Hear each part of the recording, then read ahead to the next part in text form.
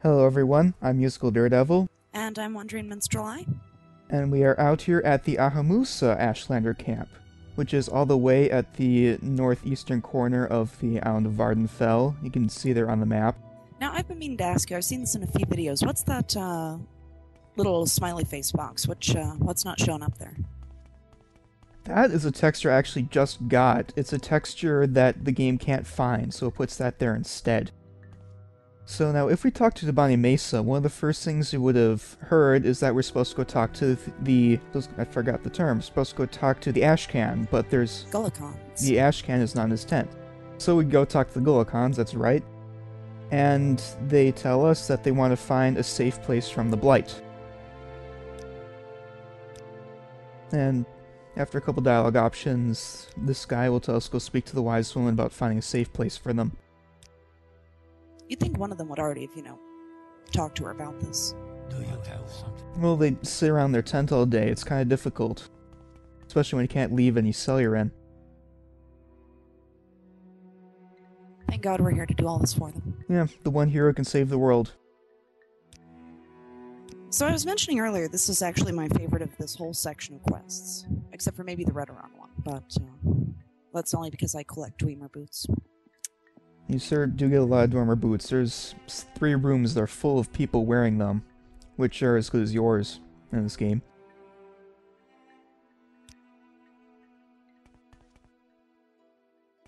So, the wise woman of the Ahamusa sends us out to a ruin of Aldeidroth, which you can see out there all the way on the horizon, and we're supposed to go clear that out of all the worshippers who are there, and then we're supposed to escort her all the way there. Then she will see that's a safe place, and she will name us Narine. And hopefully she won't get chased by cliff racers the whole way. Wow, that would make it more fun, and maybe we should actually go a little bit faster then. Oh no, she'll probably, I usually end up accidentally hitting her with my spear when that happens. 9 times out of 10. That's bad, because then they start attacking you, and then you lose, and bad things happen. Back route to the main quest. Or, reload. Yeah, I guess you could. I've also never gotten her to trigger her own water walking spell at this part. I don't know what it is. I think maybe it just didn't happen once, and ever since then I've just cast water walking on her. But Well, that's weird, because she's supposed to water walk, and I've actually gone through and without having any problem. yeah, she's got the spell, but no. So here at the ruin of Aldeidroth, and you'll see, besides this blooded Nyx hound here, that there are a couple of people fighting. Very, very gracefully. It's a standard attack. You just kind of whack the other person and wait your turn. The first time I watched this, I couldn't figure out which one of them had actually summoned the Bone Lord. It's the guy in the blue robe. Spoiler alert, man. Yep. The orc is actually one of the Daedra worshippers, and he is fighting the guy in the blue robe, who is a member of the temple, who has also come to clear out this den of Daedra worshippers. It's a party, and everyone's invited. Well, if you think it's a party now, just wait till we talk to them.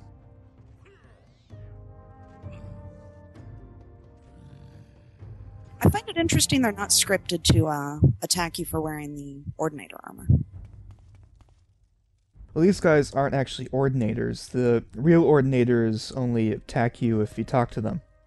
So we speak to this guy, and he asks who are we, and we tell him that we're Narine, and he gets very offended and starts attacking us, because he is, after all, a member of the temple. And so it's that Bone Walker. Yep. Now that Bone Walker, I mentioned it before, it's one of the creatures that will permanently drain your stats, and so I'm trying to avoid it as much as I can.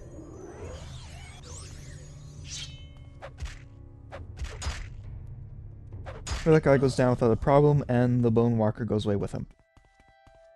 And sadly, that was a summoned shield, not a real one. Yep. I got pretty excited about that at first. And the thing about the temple guys is that they have a number of indoor armor pieces on them, which are worth quite a bit of money. The Daedra worshippers have nothing that's worth anything. Except everyone seems to have like 5 Crimson Despair amulets. Yep, and that's how I can tell which one are the Daedra worshippers. They have those amulets for some reason. So this right here is one of the Daedra worshippers, and she is totally fine with us, and she asks us about dancing, which is a little... And mentioned free drinks. Yeah, and free drinks. Free drinks will come a bit later, once they get all the way through.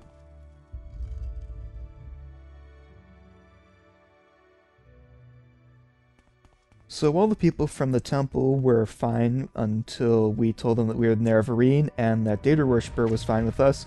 These ones, not so much.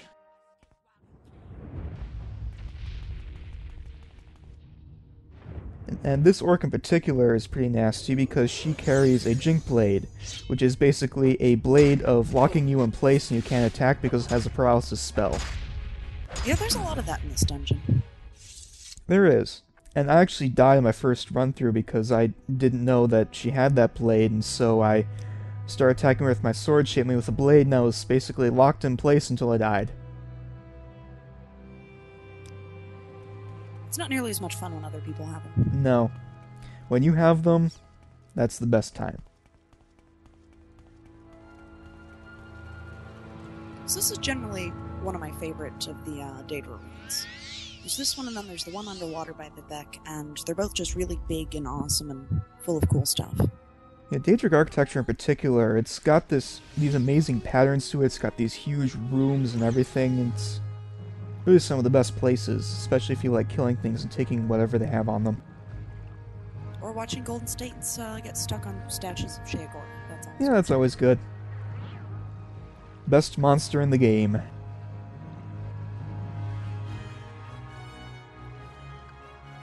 And any minute now, these guys will be done killing each other. You know, their fight takes a while because one of them paralyzes the other and then he heals himself. Paralysis case in point. Yep. But then they forget they have the paralysis spell and they start swinging a hammer. Well, once you're paralyzed, that's a good time to swing it. Yeah, I guess it would be. Also, I should point out in that scene, Nords have the best random battle yells. But it is nice to see the Dark Elves calling other people swits and Enwas. Glad to know it's not just me. Oh, whenever you rush up to someone with the sword, you call them an Enwa too? Oh no, I thought they were just being racist to me, but it turns out they hate Oh, monsters. okay. So it was just me then.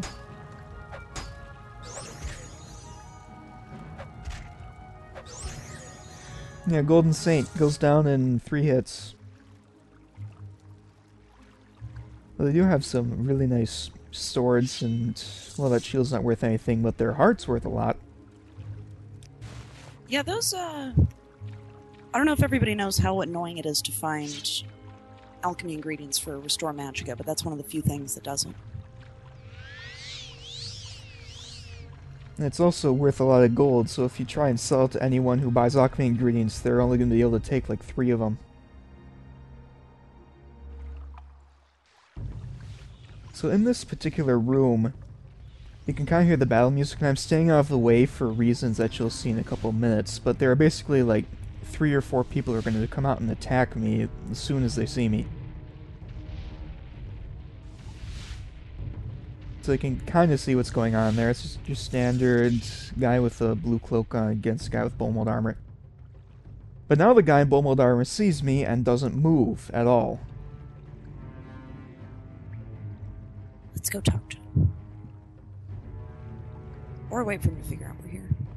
So those are 2 of the people I was talking about, and now watch this. This is absolutely hilarious.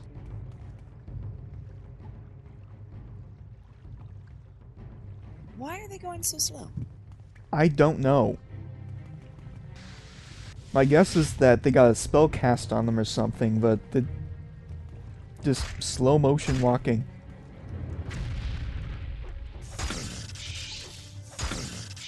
So normally facing these guys both at the same time is incredibly difficult, and I've died quite a few times doing it.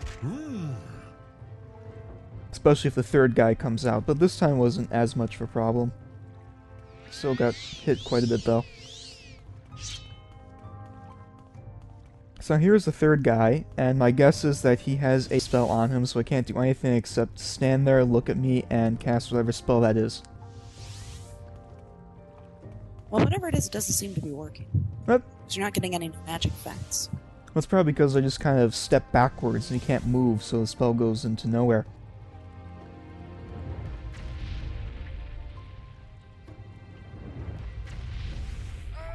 That was one of your better fights, I gotta say.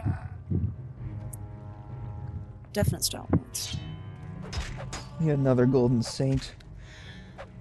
And I really wish I was able to soul trap these, but I don't have any of the soul gems that can carry the souls of Golden Saints yet. Yeah, some of these higher level Daedra creatures have nice weapons. It's kind of an interesting combination with the netched leather shield, though. Yeah. Well, a great offense is a good defense, maybe? I guess you just blew all our money on the mace.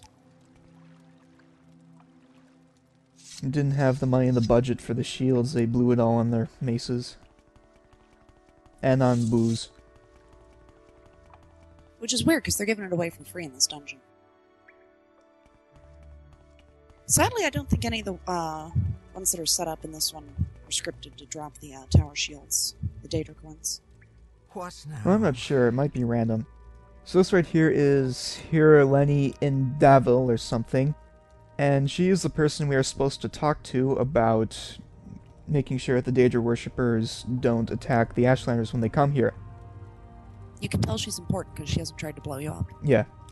Or any of the other guys in there. And the first dialogue option is just kind of plead the case. And I thought that that's originally the dialogue option you were supposed to click on, but it actually isn't. Instead, I have to offer to spare her life. This only works, I think, if your reputation's high enough, doesn't it? Yep, it does. Which, by this point in the quest, it should be. And I bring up the stats screen, and my reputation is actually at 37, so I'm pretty well known. Well, I mean, you are the Nerevarine. Yeah. People have heard. And apparently every Dunmer in Morrowind knows what a swit you are. It was Swit, Enwa, Outlander. Get called that all the time. So this right here is an orc who greets us with meow. And we can click on that, and he still says meow. See, it turns out that he is apparently a Khajiit. As you can tell by all the fur. And we can tell him that his tail looks fine if we really feel like it. Now, you didn't ask him about a little secret, which he'll tell you. Oh. Too late now. Yeah, right, that little secret. That is actually going to be done elsewhere in the thread. Yeah, I actually kind of forgot about that little secret I can ask him about. I like to think in this room that the rat killed all of them. Well, apparently they've been dead a while. You can hear all the flies.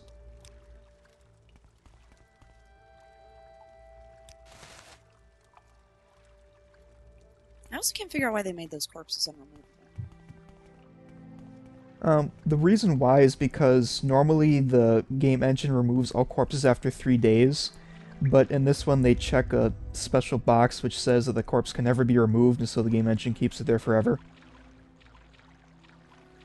That's nice. Just so you can get that. Yep. And I think we'll just check out the left wing just for fun. We'll head back to the Ashlanders a little later. So I think that in this shrine there are statues to all of the 4 bad Daedra. I know there's 4 of them. I'm wanting to say it's the 4 from the last temple quest. Yep, that's the ones. And those are the statues. It's the 4 bad ones. And actually, one of those quests is you come here in order to speak to that particular, or worship at that particular shrine.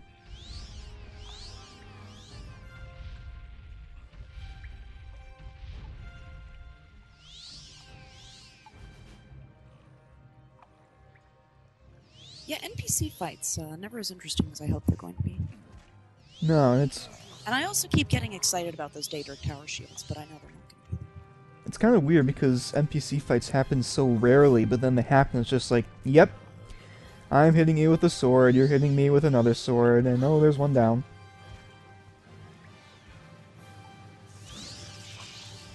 So, the Cleon Fear that just got summoned there, and again there, One of the few things that I always use a golden soul for, so you can make constant effect items, is I'll generally have the constant effect summon clan fear on. Heh.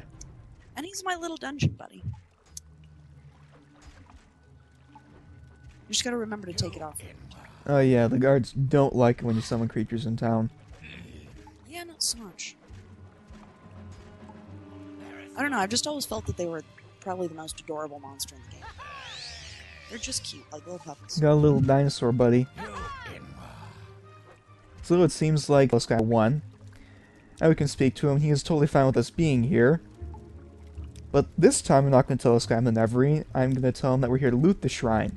And he likes us a bit more and says that he actually doesn't care at all about us looting the shrine. And he doesn't really care about anyone else in here either. He just cares about the people who are worshipping the Daedra. It's not very tolerant of him. Well, it's the temple, you know. They consider all of the beliefs heresy or something, I guess.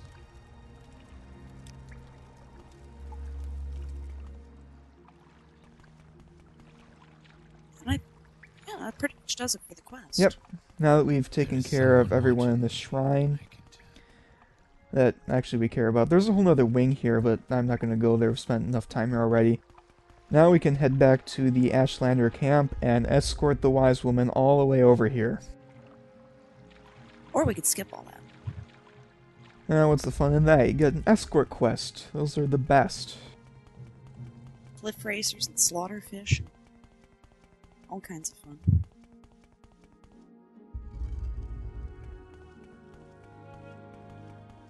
So now we get to make the trek all the way there and all the way back, escorting a wise woman.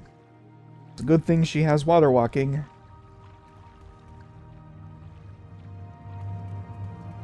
Now, I think in one of the later quests, where you have to escort someone back to one of the 7,000 Ashlander camps, the person you're escorting doesn't have water walk.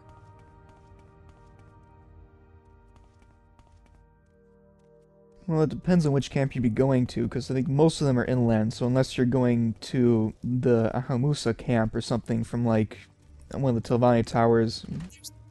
Well, yeah, from the Telvanni Towers, when you're getting the Telvanni Bride. So I think I might have just made a water walking on other spell for that, and decided that the wise woman wasn't going. You just kind of give them a spell, and then you can take a shortcut.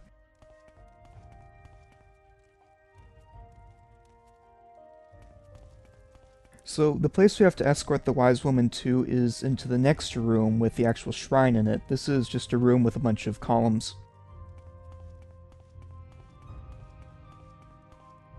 You know, now that I think about it, I should probably, instead of doing the water walking on other, do some kind of fortify speed on other.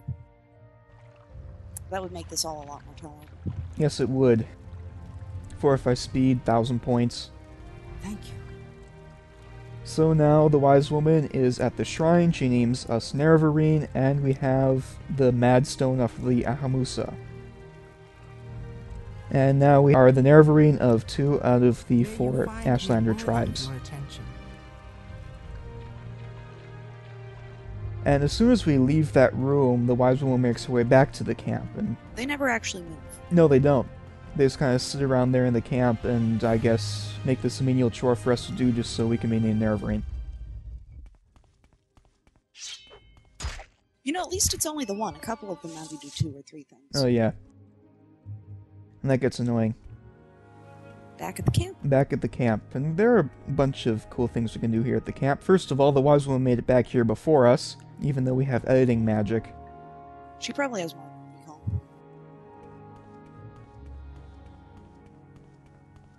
So now the next person I'm going to talk to in this camp is somewhere around here. Not sure where exactly she wandered off to.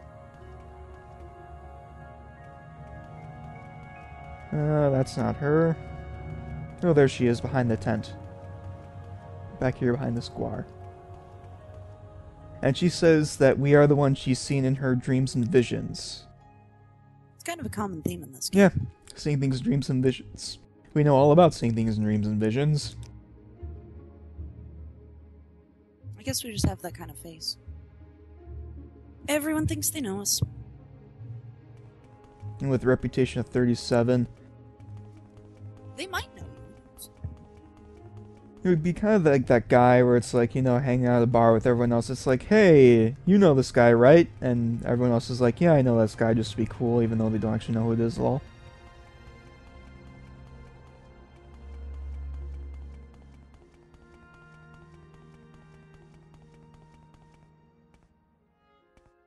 So on the way to what our dreams have talked about, we are going to speak to this guy who got robbed by a couple Ashlanders. And he actually wasn't robbed by the Ahumusa, he was robbed by a couple people who were hiding out near that camp who were outcasts, and so we have to go get his hides back. And now we can continue on with those dreams and visions. What the woman saw is a White Guar, who is at a particular place on the map near where rocks come out of the ground like fingers on a hand or something. So as soon as we get to him, he starts moving, and the game gives us a journal entry that we're supposed to follow him, in no subtle terms. I have never actually found this Guar myself. Well, it's out in the middle of nowhere, like many things in this game. Oh, I must have gotten distracted by something, but... Well, he is a very, very white Guar. yes. I think this is the first time I've seen him. Not really walking so much as waddling. Yeah. The walking animation is really weird, like his foot goes through the ground, and it's just strange. I just assume it's muddy and swampy. Not here. Maybe. If it rained recently, it would be. The vast fields of wickweed. Great for alchemy. That's true. And he's found us a body. Yes, he has. White Guar leads us to a corpse, which I can't get to right now because it's in the way. And this particular corpse has an amulet on it, which has the same name as the corpse, and also some clothing that isn't worth anything. Now, ideally, what would happen is you'd get a Pat Guar's reward from this quest, but... That would be nice. give you somewhere to put all that Endoral armor you're carrying around. Yeah, well, thanks to that awesome Corpus glitch, I can carry an entire dungeon on my back and we'll be just fine. Done that a few times now, just carry a whole dungeon on your back. Take it to Creeper. Still, I miss the horse and cart from Daggerfall. That was a good addition. Never played Daggerfall. Daggerfall. Best music of any Elder Scrolls game by far. And I realize that's going to make me a lot of enemies in the thread, but... Well, if it does actually turn out to be better than this in Oblivion, it would actually be pretty good then. I actually added a lot of the old Daggerfall music in my music folder a while ago. It's worked out pretty well, except it plays things like the weird tavern theme in the middle of a dungeon. It's not quite as atmospheric. May you find all that you seek, traveler. So we talk to the woman, we say that we've seen a White Guar, and she tells us who exactly their corpse was. It turns out she was a healer, and we now have her amulet, I guess. She also said that the corpse is many, many years old, so it's in really good condition. Yeah, it is. Just kind of laying out there in the middle of nowhere in good condition. That's healer magic right there. So she gives us a shield in exchange for the amulet, which is absolutely worthless. But at least the quest is completed. The amulet's actually pretty useful until, that whole corpus thing happened. Yeah. So the guys who robbed that Guarhide trader are right over this hill here. You can kind of see their camp. And they happen to have a Guar of their own. He's got a Guar once.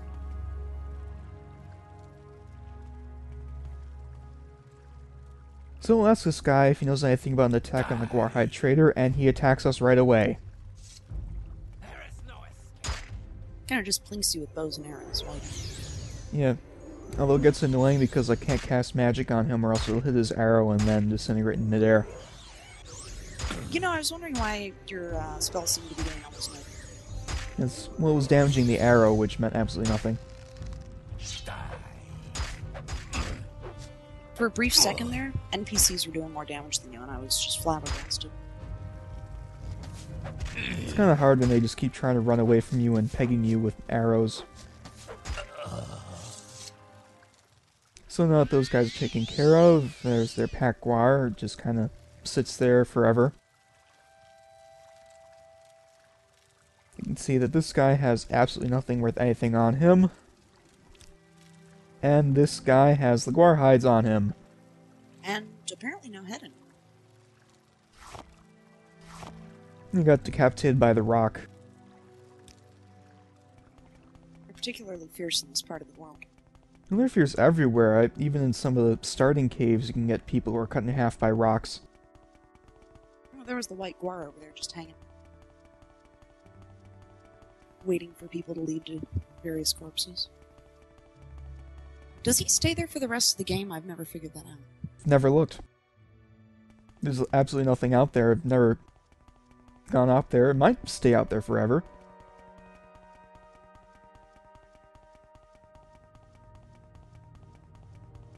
So we give this guy his hides back, and he gives us absolutely nothing, but he said, oh yeah, this one guy in another Telvanni Wizard Tower nearby has a reward for you.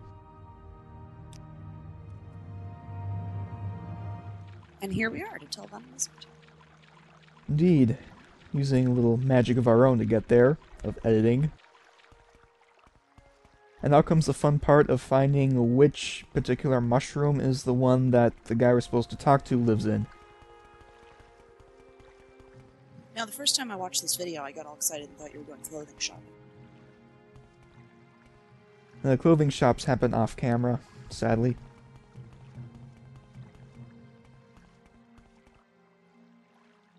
A lot of people spend probably more time than they'd admit in Morrowind going clothes shopping and putting all their stuff neatly in their house. Well, it's always exciting when my character gets enough money to buy an extravagant set of clothing. Even though no one's ever going to see it, I just know that I look good under this armor. Over the armor, it's a robe. Depending with the robes? I guess the skirts show up over the armor, and the robes show up. I've never bought robes. So this particular ring is what they give us in exchange for the Guar hides, and this ring is also very useless. What's kind of a theme for quest rewards? Yep. Outside of shrines. Completely useless. And with that ring, I think that about does it for this update. I'm Musical Daredevil, and join me next time on Becoming the Narravarine.